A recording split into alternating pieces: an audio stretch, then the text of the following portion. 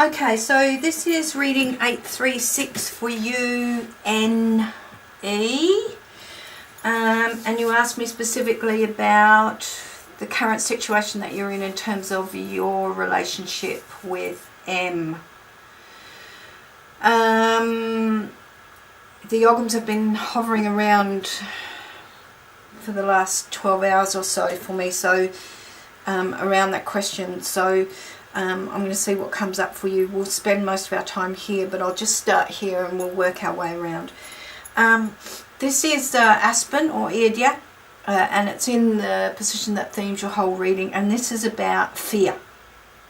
So right now you're in a position of fear, and doubts and worries and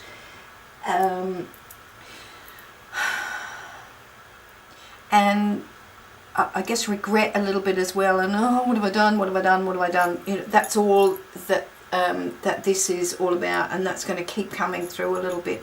So it's about self-sabotage as well. This here is Fian or Elder, and this is, these three here, including this one, are about the last, about the past. This is actually about seeking advice, and from the three of these, we have Dewar or Oak here, and underneath we have Sail or Willow. And what I keep seeing here is that you have spent, in this relationship with him, you keep doubting your position in that relationship. You kept and have continued to say to myself, well, why is he with me? What good am I? What does he see in me? What is my value in this relationship? And so you keep undermining, or have continued to undermine, your own strength and your own position in the relationship. Dewar or Oak sits over the top of this, and normally Dewar, Oak is a really strong, capable Ogham. But in this instance, it's facing the wrong way for a start. And secondly, it sits over the top of Sail or Willow, which is your intuition, which is your innate strength. So what I keep seeing here when you put these three together is that you have this this pattern of being in a relationship but not celebrating your own strength within that relationship. And continually saying, yes, but why are they with me? Well, you know, I'm not particularly any good. I'm not attractive. I'm not clever. Whatever it is that, you know, that you find about yourself, and you undermine yourself, and that keeps coming out here. Sitting in the middle here is Huath or Hawthorn, and this is in the position of what's occurring in your life right now, and this is very much about obstacles. And it doesn't necessarily say that you won't achieve what you want, which is a relationship with them that's stable, that's fulfilling, and that is mutually respectful and loving and caring. But it does say that right now there is a massive spanner in the works, and of course, you know, from your email we know what that is. Now these four here are the ones that we really want to focus on though for you. I'm just going to go through each of them very quickly, and then I'll kind of sum it all up together for you. Bethel Birch is about new beginnings. Now, you can take that of one of two ways, which is new beginnings, i.e. relationship is ended, and so my new beginning is either with a new person or on my own or whatever it might be. Or you can look at this and say, well, actually, I stuffed up big time. I'm aware that it's as a result of my own insecurities about my strength or position within the relationship, and so I'm going to look at this in a new way. So there's your new beginnings, and we'll pick up on that a little bit more in a minute. Sitting over the top here is Col or Hazel, and then underneath here is Lewis or Rowan. Now I'll just talk about him quickly. Rowan is very much about self-protection. It's about legal protection, it's about emotional protection, it's about surrounding yourself with an emotional wall, so that you can maintain what you consider to be your own emotional integrity. It's about protecting yourself from getting hurt. But thankfully, and that's okay to a point, and when it's used as a defense because you don't feel that you are credible within a relationship, which is what kept coming through here, then it can be self-destructive, if you will. Thankfully, though, sitting over the top of that is coal or hazel, and this is very much linked to this stave here, which was sale or willow. Coal or hazel is very much about wisdom. It's about seeing what is really real, instead of just protecting yourself, no matter how self-destructive that may be. Coal is very much about being real about what's going on. And one of those things that you're about to do, I think that you mentioned in an email, I'll just have a look, is I will also be seeing my psychologist to try and sort it out. This is Cole at work here, saying, okay, I know that, I stuffed up big time. What do I do about that? It's about being wise. Sitting down the bottom here is Ingertol or Broom, and this kind of underpins the next 12 months, if you like. And that's about sweeping away all of the old behaviours, all of the fears, and that's a big one for you, fears, all of the old behaviours, even the old people that no longer serve where you need to be in your relationship and in your life now and in the future. Okay, so that speaks volumes before we go even further. That's about saying, how important is M in my life? And you already know how important he is in your life, and he is incredibly important, and you haven't given him the value that he needs as a result of that. Part of that comes from your fear about your own position in that relationship, and why is he with me, and what worthiness am I, and therefore, I'm not particularly worthy, so I'm going to go and have a bit of fun wherever I can to, I guess, what's the phrase I'm looking for, in case M goes off, at least I've got other options. There's a phrase I'm particularly looking for, but I can't think of it. And so, where was I going with that? And so, so what we have here is the next, particularly in the next 3 months. The next 3 months and the next few weeks are incredibly important. Thereafter, you need to continue to prove to yourself and to M that you are worthy of this relationship, because you are. Okay, so that's really important for you to note. You are already important in this relationship, and you need to prove that to yourself. And by understanding your own self-worth, your own self-confidence, your own self-credibility.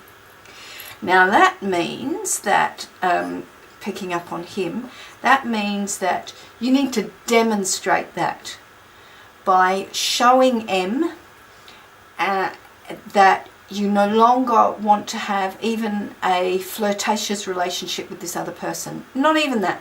No relationship whatsoever, because that other person is not necessary for you. All that is necessary for you is the strength of your relationship with M. Okay? So you can manifest that by sweeping that person away. You can also manifest the wonder of your relationship through your sweeping away of your old behaviours, which is obviously not getting into any kind of flirtatious email discussions with that other person or anybody come to that, and manifesting as best you can with M by showing him how important he is. Okay, so you sweep away any old people, any old behaviours, fears about yourself or about this relationship. You sweep them all away. Okay, you out of the way, and your psychologist can help you do that. And a part of that, of course, is hanging on to old behaviours or old people as, I guess, kind of alternatives if your prime relationship doesn't work out, and that's what you've been doing. But of course that comes out of that fear factor about how you value yourself. Now, very interestingly, I better put it the right way up for you, I suppose, hadn't I? Air Dragon came up as your Druid Animal Oracle card, and I'm really fascinated that he came up here, because he is about illumination. He's about shining a torch on the dark parts of ourselves so that we can really fix them, so that we can really better understand what are the parts of ourselves that are opportunities to improve and grow in strength. Air Dragon is very much about looking at our thought patterns. He's about recognizing the destruction that we might place in our own way by the behaviours and the thought patterns that we have. He's also very much about recognizing the fear that we have about ourselves and within ourselves, and you know, as I say in the Nike adverts, just do it, just go for it. He is about major change in behaviour, massive change in behaviour. This dude is all around, and he's about motivated, dedicated. I know I stuffed up, I'm aware of that, I'm really frightened about why that occurred, but I am determined to make this right. That's Air Dragon. That's what he's all about. He faces the fear and he just goes for it. So again, it's really important for you that you are honest with yourself about what you consider to be your inadequacies or your dark places or your weaknesses, and revisit those and say, well, okay, well, what's the relationship between those and what happened with M and how I behaved? And I think that you'll find that it comes out of, or the Oghams are suggesting that it comes out of the way that you behaved, what you did with this flirtatious relationship that you considered probably to be harmless, but the fact that you conducted it anyway, the Oghams are suggesting still comes out of that need for you to have a second option, a second choice in the event that M goes down the road, because your continued fear about being alone, your continued fear about not being worthy of a really good relationship, and therefore I need to have a second option if this first relationship caves in, was what motivated you to continue that relationship, that flirtatious email relationship. Now the other thing that the Oghams are saying to me here as well is that your intent was never to hurt. Clearly, your intent was never to hurt. And what they are also suggesting is that sometimes flirtatious relationships are fun. They're nothing more than fun. And it may be that because you got so worked up in the seriousness of this relationship and how important it was to you and continues to be to you, that sometimes you forgot to have fun with it. And having a flirtatious relationship with this other person over here was a way to have a little bit of fun, because the relationship that you're in, the serious, important, really, really central relationship that you had invested so much into it because it was so serious that it wasn't as much fun as it might otherwise have been. So the Oghams are suggesting that perhaps what you need to do is be really open and honest with M, and you have been. I can see here that you have been very open and honest with him. So you need to show him on your computer or on your phone or whatever it is that you are deleting the email address of this other person. I would even suggest to you, I'm speaking me now rather than the Oghams, that you actually write an email to this person that says, look, I don't want to have any contact with you anymore. Let M see that email and let M watch you post that email to that person, and then delete the email address from your phone, from your computer, whatever it is. So you are manifesting, you are really demonstrating to M that he is the center of your life and not this other person. And then the other thing that I would suggest to you is that you suggest to M that you together you find new ways to have a little bit more fun with each other, even if it's something really, really silly, like let's go run along the beach for 2 minutes and run into the water with all of our clothes on. You know, something utterly frivolous and stupid. So I really encourage you to think about that as well. Really important that you continue with that psychologist discussion as well, because I think that what comes out through here with the Oghams is that great fear of that you have about your own inadequacies, or what you perceive as being your inadequacies, and therefore you don't think that you are a valid, important part of this relationship with him.